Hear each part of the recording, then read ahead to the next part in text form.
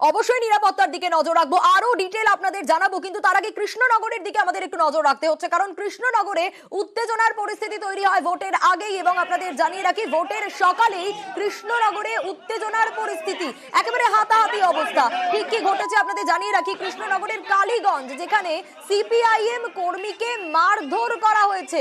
CPIM এর ক্যাম্পে বসাকে কেন্দ্র করেই বিবাদ। ভোটের সকালে কৃষ্ণনগরে উত্তেজনার পরিস্থিতি, একেবারে যে ছবি ধরা পড়ছে আপনাদের দেখাচ্ছি, সিপিআইএম এর ক্যাম্পে বসাকে কেন্দ্র করেই নাকি এই বিবাদ শুরু হয়ে গিয়েছে। কালীগঞ্জে আক্রান্ত হতে হয়েছে সিপিআইএম কর্মীকে, কিন্তু কাদের বিরুদ্ধে অভিযোগ, কেন ভোটের সকালে এরকম একটা পরিস্থিতি তৈরি হলো, কেনই বা মারধর করা হলো, গোটা বিষয় অবশ্যই আপনাদের জানাবো। কিন্তু এই পরিস্থিতি একেবারে বচসা থেকে হাতাহাতিতে পৌঁছে যায়, সেই ছবির সামনে আসছে। সমীর আমাদের প্রতিনিধি রয়েছেন আমাদের সঙ্গে। সমীর, কি এমন হলো সকালবেলা যে 7টা থেকে ভোট শুরু এবং সকালেই এরকম একটা অশান্তির ছবি ধরা পড়লো, যেখান থেকে হাতাহাতি শুরু হয়ে গেল?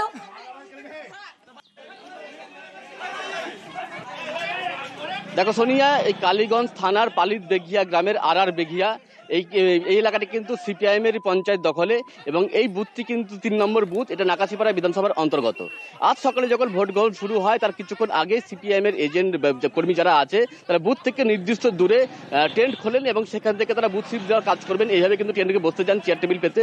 ঠিক সেই সময় অভিযোগ, তৃণমূল আশ্রিত দুষ্কৃতী তাদের উপর হামলা চালায়, তাদের টেন্ট ভাঙচুর করে এবং তাদেরকে ওখান থেকে মেরে হটিয়ে দেয়। এবং এই অবস্থায় কিন্তু একজন সিপিআইএম কর্মী, তাকে মারধর করা হয় এবং তার মাথা ফেটে যায়, এবং এর ফলে কিন্তু এলাকায় আতঙ্ক এবং উত্তেজনা সৃষ্টি হয়। সিপিআইএম এর অভিযোগ, ভোটদানে বাধা দেওয়ার জন্যই, এবং যাতে সিপিএম কর্মীরা ওখানে না থাকতে পারে বা তারা যাতে ভোট দিতে না পারে, সেই কারণে কিন্তু এই হামলা চালানো হয়েছে। এবং এর পাশাপাশি এলাকায় আতঙ্কের পরিবেশ সৃষ্টি করার জন্য, কারণ যেহেতু গত পঞ্চায়েত নির্বাচনে এই এলাকাতেও কিন্তু একাধিক হিংসার ঘটনা ঘটেছে এবং এই পঞ্চায়েত সিপিএম এর দখলে, সেক্ষেত্রে এখানে ভোট কিন্তু সিপিএম এর দিকে যেতে পারে, সেই আশঙ্কা থেকে কিন্তু তৃণমূল কর্মীরা সিপিএম কর্মীদের ওখান থেকে এলাকা থেকে হটিয়ে দেওয়ার চেষ্টা করে এবং এর পাশাপাশি বুথ দখল বা ছাপা করার একটা চেষ্টা করে। কিন্তু সিপিএম এর লোকজন সেখানে বাধা দেওয়ায় তাদের সঙ্গে ধস্তাধস্তি শুরু হয় এবং মারধর করে তৃণমূল কর্মীরা, এবং সেই অবস্থায় কিন্তু একজন তৃণমূল কর্মীর মাথা ফেটে যায়, তাকে কিন্তু চিকিৎসার জন্য হাসপাতালে নেওয়া হয়ে গিয়েছে।